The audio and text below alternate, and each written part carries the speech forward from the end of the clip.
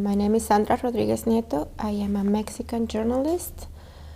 I was based in Ciudad Juarez for over 9 years, from 2003 until 2012.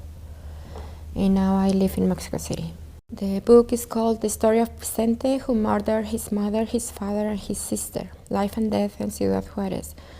Well, the book, it's about impunity and how the lack of prosecution of murder has fueled the violence. And I'm really concerned because the statistics that we have about the impunity is above 90%, it's almost 97% in Juarez alone.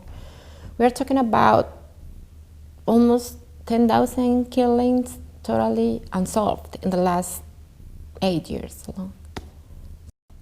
Reporter Armando Rodriguez, known as El Choco, as in chocolate in reference to his dark skin, arrived at El Diario newsroom at about 3 p.m. on May 21st, just minutes before our daily briefing. Armando worked the crime beat, and he had written our banner headline that day about the impunity surrounding the 23 cartel murders reported so far that year.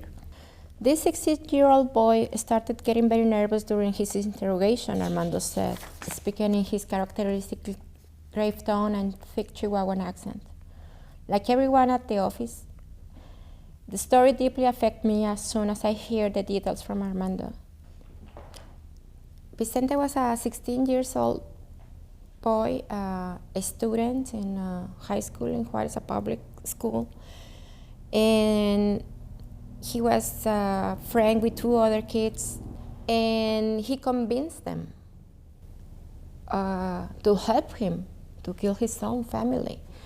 And when I interviewed one of the other kids, he said something that it was really striking to me. Like, he said, I told Vicente that, okay, I can help you to kill your family. I mean, I can help you to dump the bodies, but afterwards I need to go with my girlfriend because we have a date. Quote, and then they had the nerve to go swimming afterward, Armando added, taken aback by the utter disregard for human life. From his first article on the case, which would be the headline in the following day's paper, Armando reported that the detained teenage suspect had tried to cover the tracks and get rid of evidence. That Sunday, May 23, after the Attorney General Public Relations team interviewed the 3 boys, a picture of them went viral, along with Vicente's statement that he had killed his parents because, in a nutshell, he believed that they always preferred his sister over him and his boyish blondness because he hated them. The city was kind of shocked by the idea of a kid killing his own family with the help of 2 other kids. It's not just him. And when I went to interview him, I wanted to ask him, why did you think it was easy? How come to kill 3 people, drive a truck with 3 dead bodies, was considered easy, as one of his friends said?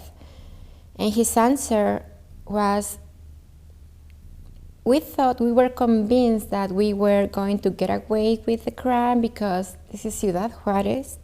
We not even thought about the police because this is Mexico and Mexico's impunity and corruption. And that answer was a revelation to me that we were not facing only a problem of violence, but also a problem of impunity. But we didn't yet see what the lone family parasite had to do with the larger wave of violence washing over Juarez. Many of us intuited that this murder forewarned that the new generation saw narco-trafficking and violence as a sort of cloak behind which anyone could run amok, unnoticed, committing any crime they wish. This new generation was willing to kill for the slightest of reasons, or for no reason at all, just because they knew they could. Juarez, during the 90s, Ciudad Juarez was this industrial capital of Mexico. It was a super fast-growing city. It doubled its population from 1990s to the 21st century, from 700,000 to over 1 million people. We were kind of a happy city because we had the opportunity to work. In the 90s, there was a new area of the city, and this area belonged to two former mayors, and they started to send the factories there and to sell this land to constructors, etc. I mean, if you look at the city, you can see really modern highways coming from the maquiladoras to the border in order to take the production out, but these highways don't have like sidewalks so the workers can walk. So you see the highways and then you see dust and the people walking, the workers walking, and the dust. For me, it's like this city is built for the capital, it's not built for the people that is making this capital. Pushing drugs across the border was a multi-million-dollar business, and in Juarez we had come to accept that some of the profits were used to finance other business, including, to name just a few, restaurants, hotels, bars, even halls, hospital, real estate companies, gyms, and agribusiness. But even as the human suffering became more evident, soaring profits throughout the city overshadowed the violence.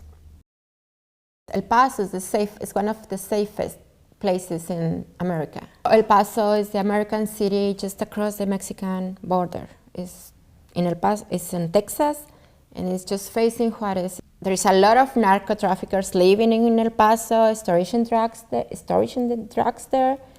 But you know what? They don't kill in El Paso.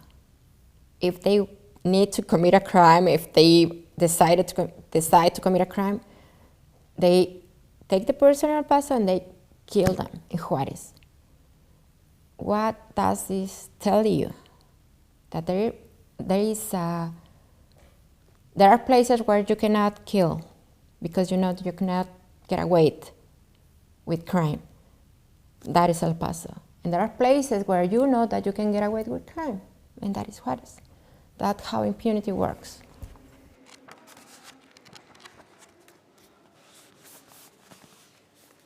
Judicial impotence serves as a mirror held up to the face of the barbaric society that we have become. Our highest ideals were a privately operated justice system and the right to commit any crime we wanted. It was as if we had returned to the pre-civilized state of men, to utter lawlessness. I have seen how impunity works on the victims. It's like another crime. To lose a beloved person for any reason is painful. To lose a beloved one by a crime is intolerable. But to lose a beloved one by a crime and seeing that nobody does anything about it, it drives you crazy. The reform of the justice system started in 2007. I mean, they approved the reform, the constitution reform in 2005. And I think that there are some good effects. Tiny, tiny steps. But still, I mean, there is a long, long way. But I think despite the fact that it's sponsored by the US, which is like something that, I mean, it's like, why are we accepting this? We should be the solution to our problems. Roberto Bergali, Argentine professor of sociology of law at the University of Barcelona and director of the International Institute of Judicial Sociology, warned that US participation in judicial reforms in Latin America had a long and negative history. It was exactly these types of interventions, Bergali explained, that led to the eruption of military groups that staged coups in Brazil, Uruguay, Chile, and Argentina. The impunity and injustice that reigns in this country is still manifest, Bergali said. Genocides are still taking place in the streets. Officials who steal public funds remain free. I mean, since I knew that the US government was sponsoring a judicial reform, I was like, why? Why are you interested in this? And when they were presenting the new constitution, etc., they were the director of the USID. And I interviewed him, and his answer was really striking and shocking. And he openly said because we have to protect our capital. It's like, oh, I really thought that you were interested in our lives.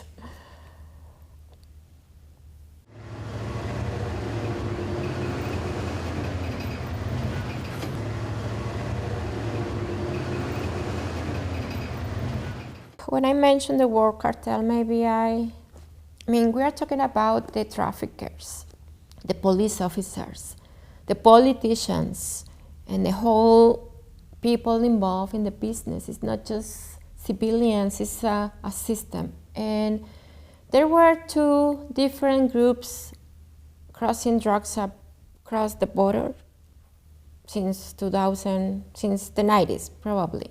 We are talking about what we call Juárez Cartel, which is, or La Línea, and the other group is what we call the Sinaloa Cartel or Gente Nueva.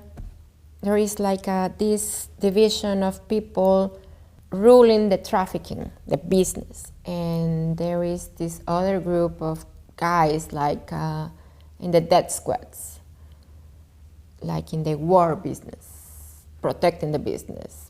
That's how I understand the organization.